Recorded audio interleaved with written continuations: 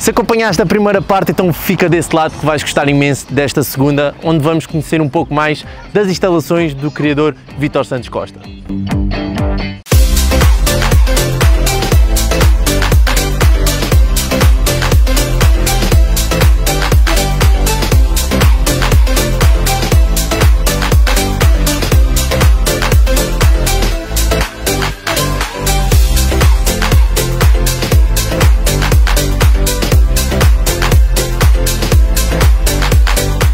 A nível de suplementação, tu fazes algum uso de suplementação aqui no teu... Fora, isto tudo acaba sempre por ser suplementaçõezinhas, mas quando falo de suplementação é cálcio, multivitamínicos, sim, coisas deste género? Eu, para além do cálcio que estou a proporcionar, colocando sempre à disposição o osso de choque e o grito, também dou na água de beber uma vez por semana, dou um protetor hepático também uma vez por semana na água de beber, e um complexo vitamínico, um complexo de vitamina B de vez em quando. Tirando isso, é água natural, ou seja, acabo por ter ali 3 dias a dar qualquer tipo de produto na água de beber e os restos 4 dias da semana água limpa. Okay. Basicamente é isso. Dou também a vitamina E quando quero estimular um pouco mais os casais, pronto, isso é o básico. Penso que é e tu básico. Sentes que, por exemplo, neste caso, pelo que eu já me apercebi, tens às vezes machos um pouco mais agressivos para com a fêmea. Certo. Tu sentes que, ao dar a vitamina E, tens certos casais que os machos sentem-se estimulados rapidamente e tu tens que retirar o uso da vitamina E para esses casais para não comprometer a vida da fêmea, ou achas que no geral não tens tido esse tipo de problemas? Não. Aquilo que eu faço é o seguinte: quando eu faço a preparação para a primeira postura, eu coloco vitamina E em todos. Na segunda postura, eu só coloco vitamina E se eu ver que o casal não começa logo a preparar um novo ninho para a segunda postura. Aí eu vejo que o casal pode estar um bocadinho mais atrasado, cansado, se calhar, de terem estado a criar os filhotes da primeira postura, e aí aplica a vitamina E. De resto, já não aplico mais o resto da época. Se eu vejo que os filhotes saltam do ninho, a fêmea começa logo com curiosidade e interesse em fazer um novo ninho. Vejo o macho acoplar a fêmea em cima de um poleiro qualquer, não há necessidade de dar mais vitamina E. O casal está sexualmente ativo, ou seja, os níveis de testosterona do macho voltaram a subir, os níveis de progesterona da fêmea voltaram a subir e eles estão prontos para arrancar novamente. Não há necessidade de dar vitamina E. Tu, antes da época de criação, eu também quero que menciones quando é que tu tens aqui estruturado a época de criação, quando é que começas toda esta preparação. E uma questão pessoal que está a iniciar, que me faz muito e acredito que a ti também te faça, que é desparasitação antes da época de criação, algum tratamento antes da época de criação. O que é que tu podes falar acerca disto? Eu e quem segue o meu canal sabe que eu não sou apologista de tratamentos preventivos. Já o pratiquei há alguns anos atrás, até há 5, 6 anos atrás. Pratiquei, sem dúvida nenhuma, porque era o que qualquer criador faria. Mas desde que apareceram as clínicas veterinárias com a possibilidade de mandar as fezes serem analisadas e verificar as potenciais patologias, a partir daí eu não quero outra coisa. Então o que é que eu faço? Desparatização apenas externa. Desparatizo as minhas aves antes do início das criações, para o piolho, para os ácaros da pena, ácaros da traqueia, etc. Neste momento estou a usar o Frontline Spray, uma gota na parte de trás da nuca, aquilo dá para 3, 4 meses e não aparece piolho algum. Tratamentos, é como eu digo, antes de iniciar as criações, eu faço uma recolha de fezes do meu plantel, das aves que eu quero pôr a criar nesse ano, envio para a clínica veterinária manda-me os resultados e, mediante os resultados, se for detectada alguma patologia, eles também me mandam logo a posologia daquilo que eu devo administrar. Boa. Pronto, e nada mais do que isso. Depois, durante a época de criação, é como eu te digo, se tu mantiveres as instalações limpas, uma boa circulação de ar, alimentação balanceada, as aves estão saudáveis e vão-te criar sem problema nenhum. Eu também acho que sim. Não quer dizer que, por vezes, não haja uns embriões que não includam dos ovos, isso acontece. A umidade... Ou uma cria até que pode morrer às vezes. Claro. Acontece. Mas na grande maioria, criam perfeitamente. As aves não têm doenças, tu podes ver, eu não tenho aqui nenhuma ave embolada. Certo. Todas ativas. Corre tudo bem. Boa. Eu também sou apologista disto, também já fiz alguns preventivos, a salmonela, coccidiose, tricomonas, pronto, essas 1001 coisas que acho que ainda há muita gente que o faça, e eu gosto de passar essa mensagem que não é de todo, na minha opinião, e já vi que na tua também, não é de todo a forma mais correta. Porque as aves, quando realmente tu precisares de dar aquele tratamento, a ave realmente está num estado muito avançado de salmonelas.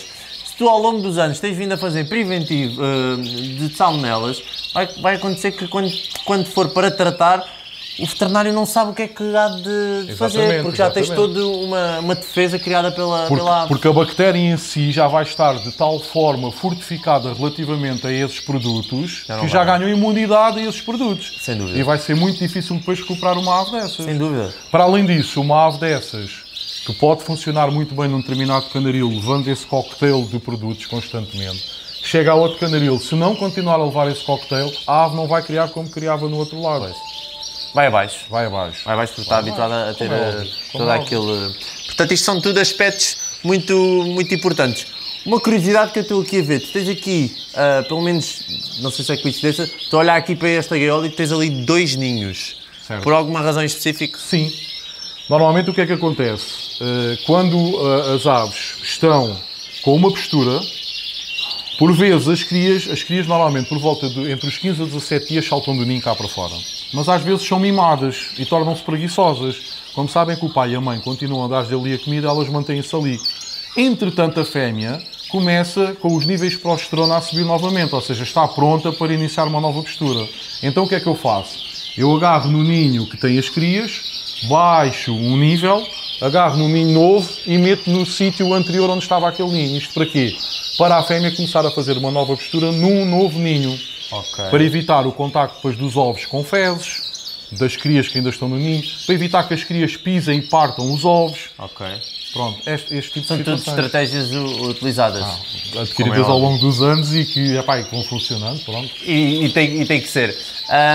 Aqui também gostava que me explicasses um pouco, agora indo mais para a parte das espécies em si, das duas raças que aqui tens. Explicasses um pouco a diferença do Gloucester e da outra raça. E do London Fancy. Exatamente. São completamente diferentes, não têm nada a ver uma com a outra. O London Fancy, apesar de ser uma raça de porte, também é uma raça de desenho, juntamente com o Lizard, ou seja, é uma raça que passa por uma metamorfose brutal. As crias, quando nascem, são 100% melânicas.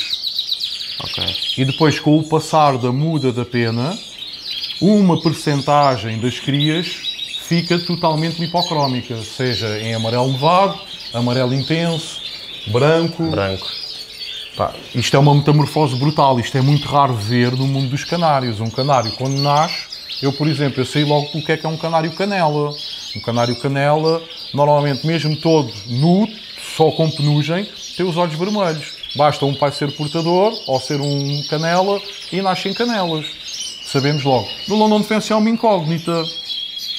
Nós não sabemos o que é que a ave poderá ser, se será uma ave clássica, ou seja, totalmente lipocrómica, uma ave spangleback, ou seja, malhada, certo, ou uma ave melânica. Não sabemos o que é que a ave vai ser quando se tornar adulta. E então é quando se começa a dar a muda da pena, é que começa a ocorrer esta metamorfose. Okay. E nós começamos a perceber de algumas penas lipocrómicas. É nesta altura que eu meto naquele tipo de gaiolas e meto-as lá fora para começarem a oxidar ao sol. Exatamente. Ok. Já o Gloucester não exige nada deste tipo de situações, mas é uma raça muito mais complexa de criar. O Gloucester é provavelmente a raça de canários mais criada em todo o mundo. É uma raça super famosa. É uma raça super recente comparativamente a outras. O Gloucester tem cerca de 100 anos de vida. Não tem mais. Não tem mais. No entanto, é uma raça super conhecida, super estimada pelos criadores de canários. É uma raça muito difícil de obter exemplares top de exposição. É uma raça que envolve a redondeza da ave, a ausência de ombro, parece que a cabeça foi encaixada mesmo sobre o peito, um peito delineado, vincado, desde a parte de baixo do bico até à zona da cloaca. A plumagem tem que ser certinha, o tamanho, aproximadamente os 11 centímetros. Uma plumagem brilhante. E depois o Gloucester tem, sendo uma raça de porte, tem uma característica que às vezes faz-me lembrar o canário de cor. Hoje em dia, no mundo do Gloucester, tu tens uma panóplia de cores no Gloucester que é uma coisa brutal, é uma coisa que aqui há uns anos não existia. Tu hoje, antigamente, tu basicamente vias Gloucesters lipocrómicos, Gloucesters melânicos, Gloucesters azuis e canelas. Basicamente vias isto. Tu hoje encontras Isabéis, Féus, satinés, jaspes, tens os intensos, ou seja, tens uma panóplia de cores no Gloster que é uma coisa descomunal. Então é um prazer imenso. Até que há uns anos o criador olhava para um canaril, mas isto é tão pouco colorido, se calhar vou começar a criar canários de cor, teu vermelho, teu laranja, teu isto. Pronto, isso não é permitido. A pigmentação vermelha não é permitida nestas duas raças. Há raças de canários de porco que já permitem a pigmentação artificial. Aqui não. Portanto, são características totalmente diferenciadas e isto também apraz-me aqui um bocadinho, porque tem que ter um determinado tipo de técnicas para o London e um determinado tipo de técnicas para o Gloucester. Acaba por ser aqui duas polaridades, mas que acabam por me dinamizar aqui um bocadinho também. Pode dificultar também a nível de manejo. O manejo acaba por ser igual ou não? Em termos de alimentação, tirando os suplementos para ajudar na oxidação das partes córneas, na oxidação também da plumagem, que também é importante, porque como podes ver, a característica do Gloucester é ser totalmente melânico, excepto nas zonas das penas das asas e das penas da cauda. O pássaro tem que ter melanina presente nas penas das asas e nas penas da cauda, de resto tem que ser totalmente lipocrómico. Isto é uma característica própria, portanto temos que dar algum tipo de produto que ajude a essa oxidação, para que aquelas penas fiquem o mais escuras possíveis com o standard. Tu acabaste de dizer o nome de Gloucester, mas acredito Londons, peço desculpa, Londons. Eu percebi que nós estamos aqui mais perto, mas para não dizer erro. Não, os London têm esta característica, ou seja, neste momento a COM ainda só permite que as aves limpas, ou seja, as chamadas aves clássicas, possam participar em exposições. Uma ave melânica e uma ave spangleback não pode participar. No formato inglês, na COM UK, as aves spangleback também já têm classes e já abriram os concursos às aves spangleback. Aqui ainda não, na COM mundial ainda não. Esperemos que no futuro isso até possa acontecer, eu pelo menos gostava. Perfeito. Mas pronto, tem esta particularidade e isto é super difícil de conseguir ter um pássaro em que felizmente eu consegui ter a sorte este ano ter participado pela primeira vez no Mundial e ter conquistado 3 primeiros lugares nos London Fancy. Quando estava lá o pai da raça, estava lá o anterior campeão do mundo e eu cheguei lá com 4 pássaros, tirei 3 primeiros lugares e um segundo lugar. Espetacular. Foi qualquer coisa que eu não estava minimamente a contar. A gente já vamos falar desta parte da exposição, que, ao fim e ao cabo, é a parte que te vai alimentando o bichinho e que te vai fazendo, não é perder tempo, mas ganhar tempo aqui dentro deste espaço que para ti é tão especial. Sem dúvida.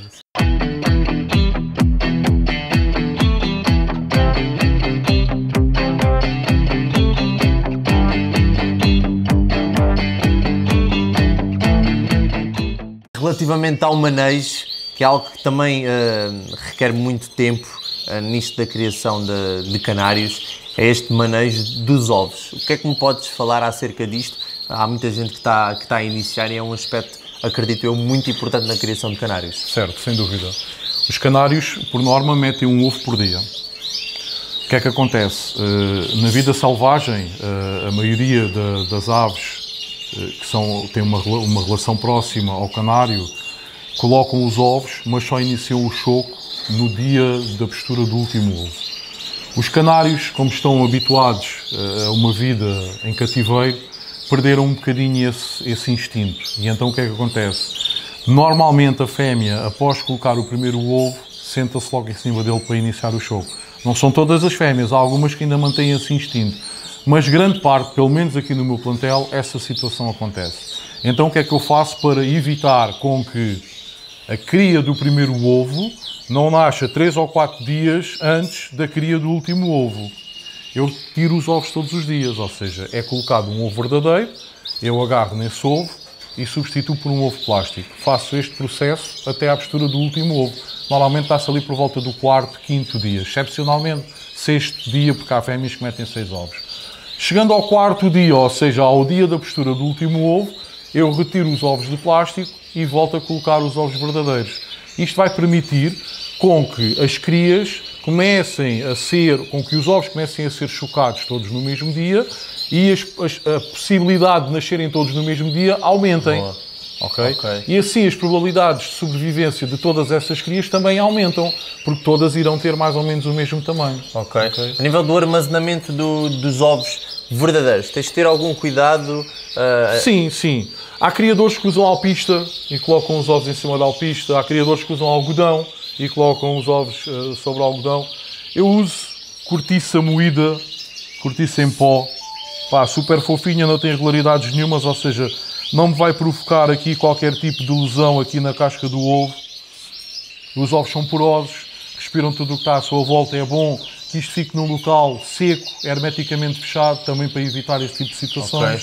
Okay. E tens de ter o cuidado de girar os ovos? Eu tinha essa situação, mas ao longo dos anos fui-me apercebendo que não existe essa necessidade. Se tu girares os ovos ou não girares os ovos, meteres os ovos com o bico para cima, com o bico para baixo, é completamente indiferente. Aqui nesta fase a única coisa que está é esperma, não está mais nada, ainda não houve um desenvolvimento embrionário.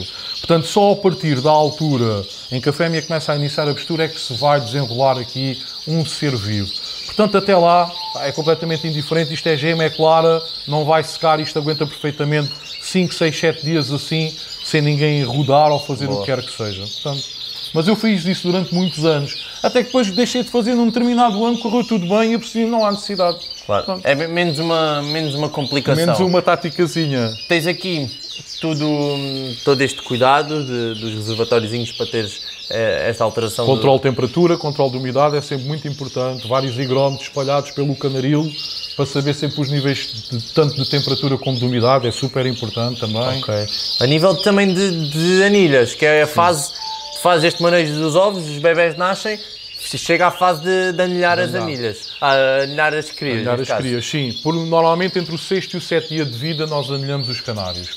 Pelo menos estas duas raças, 6º e 7º dia de vida. Anilhas 3.0 é a medida apropriada para estas duas raças. 6º, 7º dia de vida. Eu aqui tenho 3 estamos, porque eu trabalho com 3 estamos. Aliás, trabalho com 4. 2 meus, um da FOP, outro da FOMP. Nós temos 2 federações. Okay. E um de cada um dos meus filhos. Ou seja, eu mando vir 120 anilhas para mim, 40 anilhas para o meu filho Dinis e 40 anilhas para a minha filha Sofia. Cada um deles tem o seu stand, já participam em exposições e tudo mais. Boa! Pá, mas também tem o seu voto de manejo e isso tudo aqui ou ainda não? Mais o meu filho. A minha filha ainda é pequenina, tem 5 anos. Okay. O meu filho, embora esteja numa idade complicada, está com 12 anos, aquela altura dos namoros, das redes sociais, dos jogos. É difícil, mas ele gosta, ele acompanha-me nas exposições, vai comigo. É o meu companheiro de viagem das exposições, anda sempre comigo. E ele percebe, entende. Boa. E eu acredito que quando deixar aqui esta fase complicada da puberdade, dos 12 ali aos 17, 18, 19, acredito que este bichinho fica. Pelo menos é isto que eu tento fazer. É colocar o bichinho. Boa. Depois, se no futuro dá resultado, dá frutos ou não, logo veremos. Mas eu gosto. A minha filha, como vocês podem ver, deixa aí desenhos por tudo o que é sítio. Passa os dias aqui, enquanto eu estou a tratar dos pássaros e ela não está na escola, quando está aqui, passa os dias aqui comigo. Adora agarrar nos ninhos com os bebezinhos. Já sabe o que é um Gloucester, o que é um London, o que é um Gloucester coroado, o que é um Gloucester consorte. Devagarinho vai lá. Boa. Depois, o que é que eu faço? Tenho também anilhas de plástico, que são extremamente importantes também, para controlarmos qualquer tipo de situação anómala que possa vir a ocorrer. Anómala tanto no bom como no mau sentido. Por exemplo, vamos supor, eu nos Gloucesters tenho várias mutações. Certo. Tenho mutação Ágata, tenho mutação Isabel, tenho mutação Satiné, tenho jaspes. O que é que acontece por vezes? Às vezes, por uma fêmea não estar a criar bem os filhos, ou por eu ter um casal tão bom, que eu não quero que eles criem os filhos deles, eu uso madrastas. Certo. Uso outros casais. Que, por coincidência ou não, podem também ter ovos na mesma altura. E então, quando os pássaros não têm uma mutação muito diferenciada, é muito difícil nós percebermos quais é que são os filhos de um casal e quais é que são os filhos do outro casal.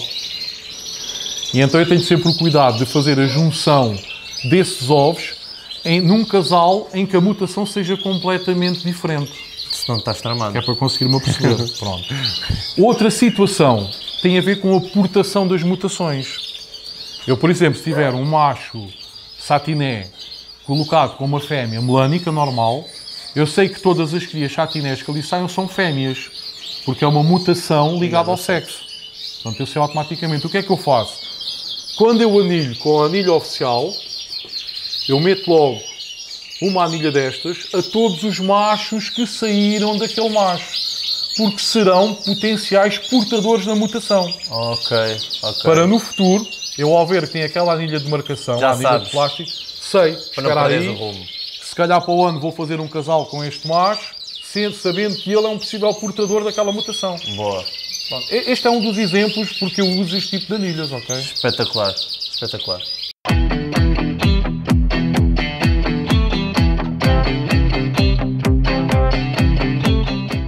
Pronto, passando a parte da reprodução dos teus casais reprodutores, aqui é o fruto do teu trabalho. É, sem dúvida. O que é que nos podes falar aqui acerca disto, deste lado aqui, deste cantinho? Pronto, esta é uma fase super importante para os passarinhos que nós acabámos de tirar durante a época. Ou seja, é aqui que os passarinhos se vão transformar e se poderão transformar nos potenciais campeões ou não. Quanto melhores as instalações forem, melhor será uma muda. Ou seja, quanto maior for o espaço mais amplo, mais a ave irá exercitar-se e mais condição física e morfológica irá adquirir. Certo. Portanto, é muito importante nós termos aqui um espaço amplo. Eu agora tenho a sorte de o ter, antigamente só tinha esta voadora e era aqui que eu fazia a muda, quando ainda fazia os vídeos lá no sótão, no anterior Camaril. Mas agora já consegui ter aqui outras condições e criei aqui estas duas voadoras, que são bastante grandes, e os pássaros estão aqui completamente à vontade. Desculpa interromper-te, qual é o tamanho assim, ideal de uma voadeira para realmente chegares ao que tu achas necessário para chegares ao objetivo, que é um bom desenvolvimento da ave? Tu até podes usar aquelas baterias de 1,20 m para fazer a muda. O importante é saber a quantidade de aves que colocas naquele espaço. Certo. Por exemplo, para uma bateria, para uma voadora de 1,20 m, tu não podes ter ali mais que 6 a 8 aves, porque senão as aves começam-se a bicar. E depois começam a arrancar penas umas às outras e vão se destruir completamente. E até mesmo a baterem-se uns nos outros, começam a destruir as penas das aves. Portanto, isto depende sempre da quantidade de indivíduos que vais colocar no interior da voadora em questão, não é? Ok. Mas pronto, eu recomendo sempre, no mínimo dos mínimos, uma voadora minimamente 1,20 m. 1,20 m. 1,20 m por 1,20 m por 40 de altura, por 35 de fundo.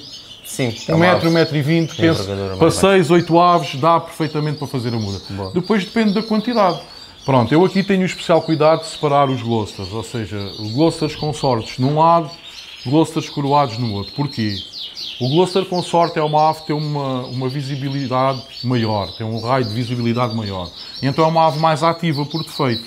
Já o gloster coroado, como tem a coroa, não tem essa visibilidade tão acentuada como no consorte. E por vezes é vítima de ataques dos glosters consortes. Daí esta separação. Ok. Consortes de um lado, aves coroadas do outro. Ok. Depois tenho os London Fancy. Os London Fancy, saídos de perto dos pais, vão primeiro para uma voadeira média, ficam ali cerca de 5 dias para se habituarem ao espaço, para se habituarem a alimentarem-se sozinhos, e depois é que eu passo para a voadeira onde estão todos os London Fancies. Depois, ao longo dos dias, tenho a particularidade de todos os dias ir verificando, e quando começo a ver que uma ave ou outra começa a aparecer-lhe penas lipocrómicas, agarro na ave, meto numas galas próprias e coloco lá fora para a tal oxidação que é necessária nos London Fancies. Boa. Na alimentação deles aqui, procuras algo mais enriquecido, algo mais calórico nesta fase de desenvolvimento, porque é uma fase que eles realmente têm que ganhar algum peso e, consequentemente, esse peso tem que ser convertido em músculo, em estrutura. Certo. Sim, algumas diferenças, ou seja, mantenho numa primeira fase aquela alimentação que os pais lhes davam, ou seja, aquela mistura de cuscuz com ervilhas trituradas, papa seca, sementes germinadas, para eles não estranharem, não haver logo um choque de uma mudança abrupta da alimentação. Depois, o que é que eu faço? Começo também a dar papa mórbida, ou seja, papa úmida. Começo a habituá-los a este tipo de papa, que é uma papa que os vai acompanhar durante a muda da pena, que é uma papa à qual eu apenas junto probióticos e cálcio em pó. É uma papa mais úmida para os passarinhos começarem também a habituar a este tipo de papa. É uma papa totalmente diferente da que utilizas Completamente. ali? A outra era seca, esta é uma papa úmida. Ok. Completamente diferente. Boa. Esta papa nunca poderia ser misturada naquele alimento úmido que eu preparo. Era em termos de umidade e arrebentar com os filhotes completamente. Não. Lá vinha o mofo e Lá vinham a os umidade. fungos e essas coisas todas, exatamente. Depois, para além disso, O que é que eu costumo fazer? Eu arranjo corda de sisal e o que é que eu faço a esta corda? Eu faço estas tranças e depois coloco-as dentro de um balde com água e sal. Isto é extremamente importante. Os passarinhos, nesta altura, andam sempre à procura de sabores, texturas. E uma das coisas que eles descobrem é quando arrancam as penas da cauda aos amiguinhos que estão com eles, o canúnculo da pena tem um sabor salgado. E então o que é que eu faço? Eu coloco estes cordéis durante 3 a 4 dias em água com sal, deixo-os lá ficar, depois meto-os a socar no exterior, depois faço estas trancinhas e encaixo-os aqui. Ou seja, isto faz com que os passarinhos, quando debicam, sentem aquele sabor a sal e em vez de irem arrancar as penas do companheiro que está ao lado, distraem-se ali e evita as picagens. Ok. Outra situação, bolas de sebo. As bolas de sebo são mais uma distração para evitar as bicagens. Ou seja, isto é aquilo que os europeus do norte colocam nos quintais, nos invernos rigorosos em que neva muito. Sim. E os passarinhos selvagens não têm onde ir pescar comida e eles normalmente nos quintaizinhos metem estas bolas penduradas nas árvores para os passarinhos poderem comer. Ok. Isto é basicamente gordura que aqui está, nada mais do que isso. E és tu próprio que as Não, fazes, eu por acaso compro. Já confeccionei aqui há uns tempos, mas existe depois um problema que ganha fungos muito rapidamente e epá, eu não tenho os emulsionantes e esses processos todos e então compro, até está ali um balde.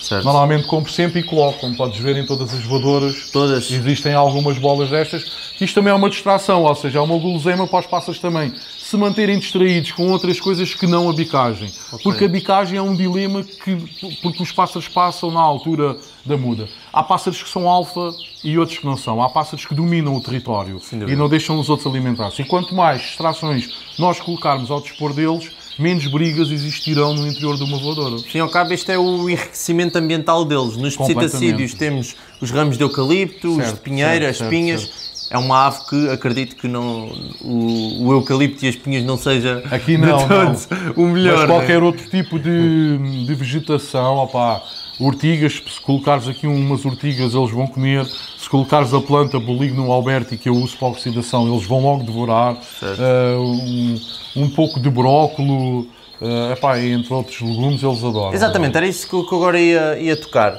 Frutas e legumes é um ponto que eu toco muito nas minhas redes sociais, nos mixes de frutas e legumes, de molhado, pronto. É literalmente ali um mix de coisas que eu acho benéficas.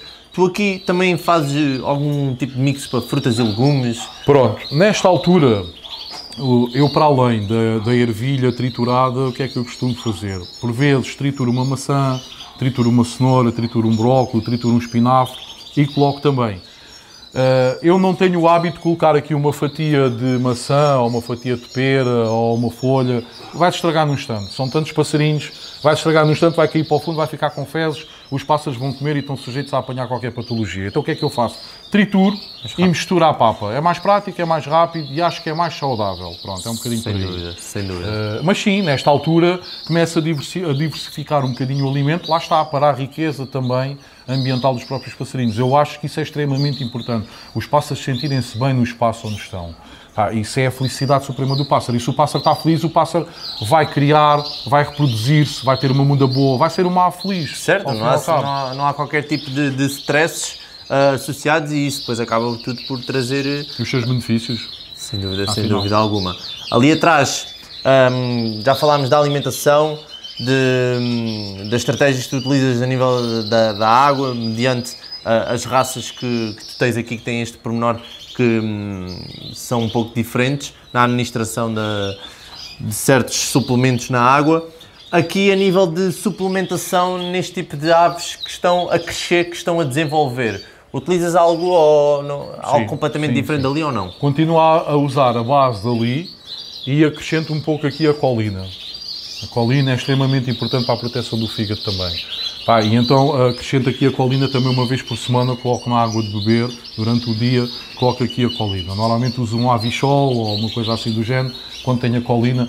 Não é que o protetor hepático já não tenha a colina, e o protetor hepático eu dou sempre uma vez por semana, mas gosto de reforçar nesta altura que existe aqui uma metamorfose externa, mas também interior das aves. As aves estão-se a desenvolver totalmente.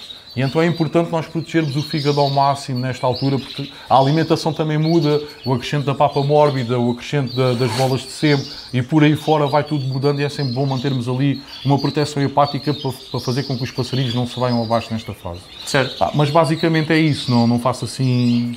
A nível de manejo também, o que fazes ali daquele lado, a nível de limpeza e tudo, acaba por ser tudo igual. No geral. Aqui é mais evitar as bicagens, manter uma densidade populacional certa para o espaço em questão onde as aves estão a fazer a muda. Isso é extremamente importante para evitar bicagens.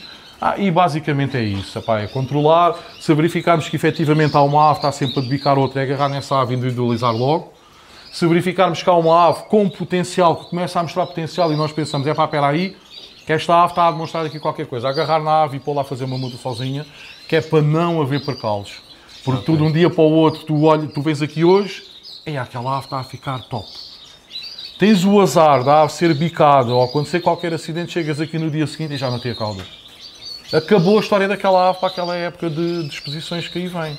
Portanto, é muito importante tu estar sempre. Não é só chegar aqui, despejar comida, despejar água, não. Observar sempre. Quer seja aqui, quer seja ali atrás. Sempre, em todas as circunstâncias. Principalmente ali atrás, sim, sempre. Porque os machos podem estar a dar um sinal de algo, as aves no geral podem estar a dar um sinal de algo que realmente precisam, e se tu chegas aqui, dás só água, dás só comida e vais-te embora, perdeste. Quer seja benéfico para ti, a nível de reprodução, a fêmea pode estar a mostrar sinais de precisa do ninho, ou uma ave está a mostrar sinais de fraqueza, de doença. Já tive um caso aqui que já aconteceu esta época, que eu não me apercebi, de uma fêmea que por causa do macho estar com excesso de cio, a fêmea tinha 3 crias, as crias tinham cerca de 8 a 10 dias, já estavam a ficar todas emplumadas, e o macho com excesso de cio, tanto puxou por ela, que ela abandonou o ninho. Os filhotes já tinham algumas penas, mas não as suficientes para sobreviver durante a noite. Ainda estava aquelas noites frias. Certo. Cheguei aqui na manhã seguinte, os filhotes estavam mortos, enregelados no ninho. E eu não me apercebi disso. O que é que eu fiz agora nesta segunda postura? Mal ela teve os ovos, grade separadora, mas tu ficas aí com o cio que tu quiseres, já não vais fazer mais isto. E ela está a criar os filhotes. E a fêmea faz o resto do trabalho. Está tranquila, e ela faz o resto do trabalho, exatamente. Em caso de, agora que tocaste neste ponto, poderíamos ter...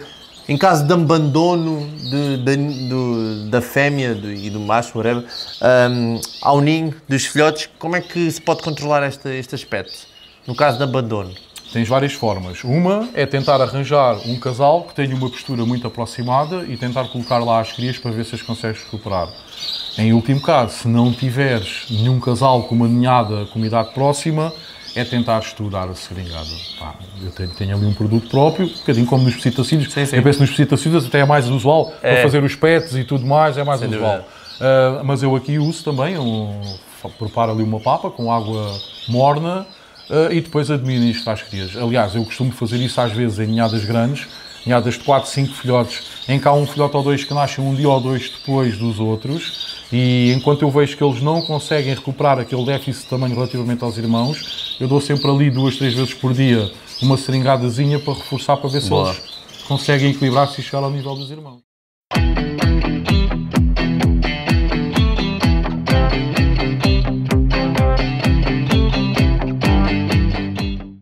Parte dos teus casais de reprodução, o resultado destes casaizinhos que depois vai dar aquilo que temos aqui atrás, que é a parte das exposições, a parte dos prémios.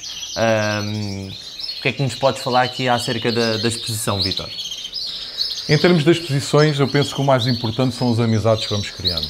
Isso é, sem dúvida nenhuma, eu conheço pessoas um pouco por todo o país, graças aos passarinhos. Verdade. Pessoas que eu nunca na vida pensaria alguma vez entrar em contacto, muito graças às exposições. São pessoas que só vemos uma vez por ano, quando vamos àquela exposição no Porto, ou em Braga, ou em Santarém, e só as vemos nessa altura. Portanto, começa logo por aí. É um circuito de amizades muito grande, muito forte. No mundo dos Glosters é muito forte esse sentido de união e de amizade. O Gloster é das poucas raças de canários que tem um clube temático da raça, é o Gloster Clube Portugal. Existe, salvo erro, desde 2003, se não quer estar aqui a errar. E é um clube que é um exemplo para todos os outros clubes temáticos que queiram fazer ou que existam. É um exemplo, sem dúvida nenhuma. Pronto, as exposições começam por aí, as amizades. Depois, é sempre um reconhecer do trabalho desenvolvido ao longo do ano de um criador. Isto, como nós sabemos, isto não há férias. Isto de criar passarinhos, acaba uma época de criação, já estamos a preparar a próxima, embora seja só um ano depois, mas todo o manuseio que nós temos com os passarinhos vai fazer com que eles estejam perfeitamente saudáveis e em condições para criar na época seguinte. Portanto, isto é sempre um ciclo. O criador está sempre aqui preso neste labirinto, ao fim e ao cabo. Fala-se da época de reprodução, mas depois temos a época de descanso, que é super importante. Exatamente. Para a época de reprodução. Porque se eles não passarem essas fases sempre bem, não é? Sempre equilibrados, chega à próxima fase de criação e esquece, não vais ter nada desses passos. Portanto, isto é um bocadinho o recompensar de todo o trabalho que nós temos. É uma altura de menos carga mental, psicológica, com o stress. Se os passarinhos morrem, se os ovos eclodem, se os passarinhos mudam bem, se são bicados, se não são bicados e tudo mais. Aqui já sabemos que os pássaros estão prontos e seja o que Deus quiser, agora está nas mãos deles. Ou nas asas deles, basicamente, não é? Exatamente. Aqui pronto. É o fruto do teu trabalho. Eu comecei desde 2015, eu até 2015 não expunha, era apenas criador, era a paixão por criar. E desde 2015 para cá comecei a expor. E graças a Deus, ao longo dos anos, as coisas têm vindo a correr bem, e vai-se ganhando uns prémios aqui, uns prémios ali, é sempre bom, é sempre uma moral para cima, trazemos os passarinhos pontuados para o Canaril, também é sinal que estamos a fazer um bom trabalho e que estamos a desenvolver um bom trabalho. E a exposição é mesmo isso, que é tu através dos resultados que tens, vai-te dar meio que o relatório do que é que tens que melhorar para chegar à perfeição, porque quem cria para a exposição quer a perfeição. Ela não existe, mas andamos ali muito próximo. Mais próximo possível. Para além disso, é muito importante tu também colocares os teus pássaros em competição com os pássaros dos outros criadores, para saberes efetivamente aquilo que tu tens. Porque por vezes pode haver um criador que não participa em exposições e até compra pássaros a bons criadores e pensa, o meu plantel é muito bom. Mas a maior prova não quer dizer que não seja. Claro. Está no direito dele, assiste-me. Mas a maior prova que ele poderá ter é, efetivamente, se ele colocar os pássaros dele em competição com os pássaros de outros criadores. Certo. E aí terá mesmo a certeza absoluta. Eu penso que... Ter uma comparação, uma avaliação de quem realmente percebe sem dúvida, do juiz, claro. Todas estas medalhas que estamos aqui a ver são importantes. Mas creio que ali daquele lado é o que realmente te encheu o coração, o que realmente é o fruto do teu trabalho. Ali são os prémios mais valiosos, ou seja, são aquelas premiações mais importantes que as minhas aves têm tido ao longo dos anos. E eu tenho-as aqui expostas desta forma porque penso que são os bests, são campeonatos europeus, campeonatos mundiais, títulos obtidos nessas competições são extremamente importantes, campeonatos nacionais, e então são aqueles títulos que me enchem mais a alma, por assim dizer. De todos estes que estão aqui, tal e qual como eu já disse, todos estes que estão aqui na parede e mesmo neste armáriozinho são importantes, mas qual é aquilo que tu tens realmente um carinho mais especial, o que realmente ficaste mesmo, entrega a ele? Sim. Foi o que te deu mais... O que me encheu a alma, efetivamente, foi o primeiro de todos. O primeiro de todos foi esta estatueta de Best. Esta estatueta foi em 2016, um ano depois de eu começar a expor, eu sou Best. Na exposição de Glosters, em Vila Franca de Xira, no Tuga Show. E é especial porque não é apenas por ser o primeiro. Eu, na altura, tinha a minha mulher hospitalizada no Hospital do Barreiro. E o meu filho tinha 3 aninhos. E eu nunca mais me esqueço que eu estava na visita à minha mulher com o meu filho e ligam-me lá da exposição. Então, tu não estás aqui para receber o prémio? Eu, qual prémio? Eu tinha levado lá as aves a expor, mas só lá ia ao final do dia pescá-las. Então, não estás aqui para receber o prémio? Eu, qual prémio? Então, tu foste Best. O quê? Estás a gozar com a minha cara? Estou aqui no hospital com a minha mulher e tu estás-me a dizer isto. A sério? Então recebe lá isso por mim, depois quando eu chegar logo me dás o prémio. E é uma coisa que marca, fica marcado. Há aqui prémios que eu vejo e já não me lembro bem onde foi. Só olhando bem para o que está escrito é que eu percebo. Aquele marca por todas estas situações.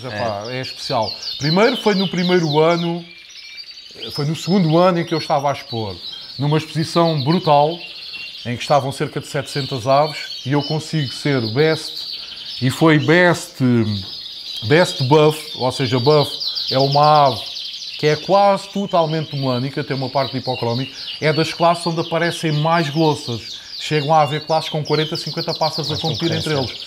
conseguires o primeiro e para além do primeiro conseguires ser o best, é qualquer coisa. E depois pelo fator de ter a minha mulher hospitalizada, todas estas recordações, estas situações, pá, para mim é aquele.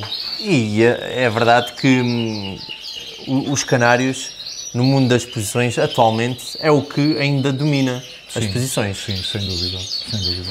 Cerca de 70%, qualquer exposição generalista, não seja especializada em canários, citacídeos, exóticos, fauna, 70% mais ou menos são canários. É muito porque lá está, existe uma grande variedade de raças. Entre os três tipos de canários, porte, canto e cor, existem centenas de raças. E pela dificuldade que é a criação e o trabalho genético, até se costuma dizer que um criador de canários, a nível de genética, tem um conhecimento mesmo muito grande, porque é complicado todos estes, é o rigor que o pormenor, a variabilidade de situações é muito esquemático. E depois eu fiz um vídeo aqui há poucas semanas em que eu falava efetivamente um pouco sobre como é que o processo todo se inicia, desde o ovo, a cria, a independência, a muda, a preparação, a exposição e ganhar um prémio. E às vezes os criadores e as pessoas na generalidade não têm consciência do trabalho que está por trás até chegar ali. As pessoas pensam que é chegar ali, ganhou-se, já está. Tenho pássaros bons, chego lá. É toda uma preparação, há que dar muito valor a todo este conhecimento, a toda esta base, até chegar ali.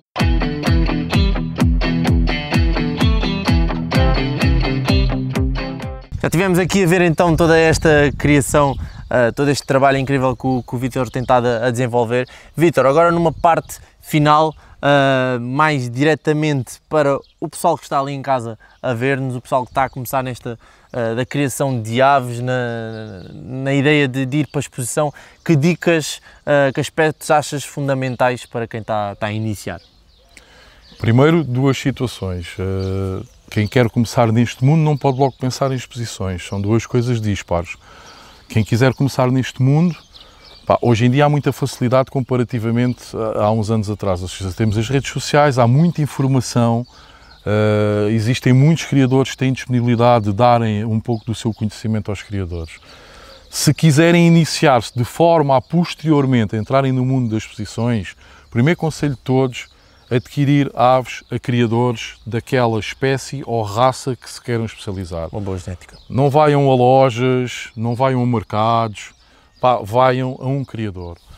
Poderão efetivamente gastar um pouco mais de dinheiro, mas sabem que aquilo que irão trazer já tem um trabalho genético atrás desenvolvido e já é uma base para ter sucesso no futuro. Este é o ponto número 1.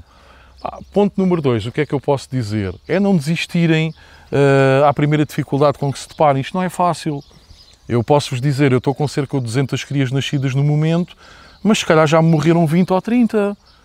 Isto eu mostro nos meus vídeos, efetivamente, as partes boas, porque eu não acho piada nenhuma estar a mostrar as partes ruins, mas elas existem em todos os criadores, por muita experiência que tenham. Portanto, não se vaiam abaixo à primeira dificuldade. Sejam persuasivos, insistam e conseguirão lá chegar. Não desmotivar. Eu, como disse no início do vídeo, um dos grandes fatores para eu hoje em dia ser criador de canários foi o facto de eu não os conseguir criar. E foi graças à minha teimosia e à ajuda de alguns criadores com bastante experiência que fez com que eu nunca tivesse desistido. Exatamente. Portanto, eu penso que estes serão os dois melhores conselhos que eu poderia dar. Sem dúvida alguma, é não desistir e pensarem em adquirir aves de qualidade. Certo. É óbvio que o investimento é maior, mas automaticamente vão vir aves com genética mais forte. Ou não, Pires.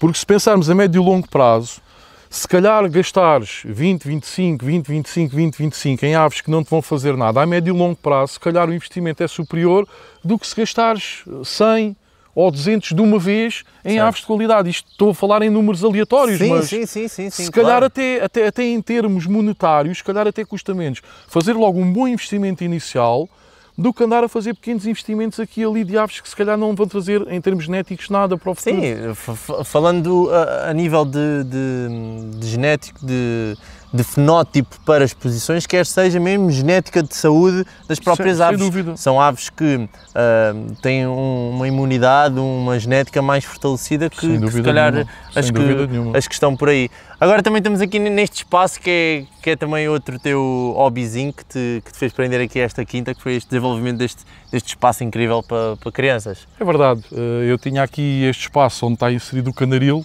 mas eu, como não sou agricultor, não me queria dedicar a nada disto, não é? Tenho o meu trabalho, tenho o meu hobby. Eu comecei aqui com uma brincadeira a fazer aqui um baloiço para os miúdos e depois comecei a fazer um lago e depois, quando dei por isso, já estava a comprar um trampolim e depois fiz uma pista de obstáculos. Quando dei por isso pensei, até por que não investir isto aqui num espaço para celebração de festas de aniversário, baby showers e tudo mais. Montei essa tenda, fiz um mini campo de futebol ali atrás. E as coisas têm estado a fazer-se, portanto é mais uma forma aqui de dinamizar também aqui o espaço. Nós sabemos hoje em dia, das duas uma, ou somos filhos de boas famílias e temos capital que nos ajude logo a tentar ser alguém na vida, ou temos que emigrar. Este país não está de outra forma. E depois, se queremos ser honestos, temos que criar aqui situações para tentar ganhar mais algum. Pronto, e temos que trabalhar. Como é que as pessoas podem também entrar em contacto contigo? Já falámos ao longo do vídeo, também tens YouTube, tens algumas redes sociais, és bem ativo nas redes sociais. Pronto, relativamente aos pássaros, como sabem, no Facebook, Vítor Santos Costa, Canaril Santos Costa, Cantinho dos Pássaros, no YouTube, Canaril Santos Costa, no Instagram, Canaril Santos Costa também, Cantinho dos Pássaros também. Relativamente aqui à Quinta Aventura Kids, tem uma página no Facebook, tem também no Google, também existe uma página própria sobre isso. E podem sempre entrar em contato comigo através do WhatsApp, ou seja, quem me acompanha nas redes sociais também sabe o meu número de telemóvel, bem como o número do WhatsApp. Portanto, estão completamente à vontade. Perfeito. Desde mais agradecer também ao Vítor por nos ter aberto as portas da sua casa, desde logo a prontidão de nos receberes, de apresentares o teu plantel, de ajudares quem está lá em casa, de ajudares o projeto, que, fim ao cabo, que é o que eu costumo dizer, que isto não é um projeto só meu, é um projeto que, a partir do momento que será lançado o vídeo, é um projeto que é teu, que é nosso, que é de todos os que estão a ver o vídeo, e acima de tudo agradecer-te por tudo isto, por teres aceito o convite e obrigado por nos teres mostrado o teu cantinho. Eu é que agradeço, eu desde o início que tenho acompanhado o teu canal, acho extremamente interessante e importante termos cada vez mais criadores a fazer uso das redes sociais. E a partir do momento que entraste em contato comigo, a minha disponibilidade foi total. Perfeito, obrigado. E viva a moita, continua desse lado a acompanhar o dia-a-dia de um criador. Estamos em plena feira de maio, meus amigos. Obrigado.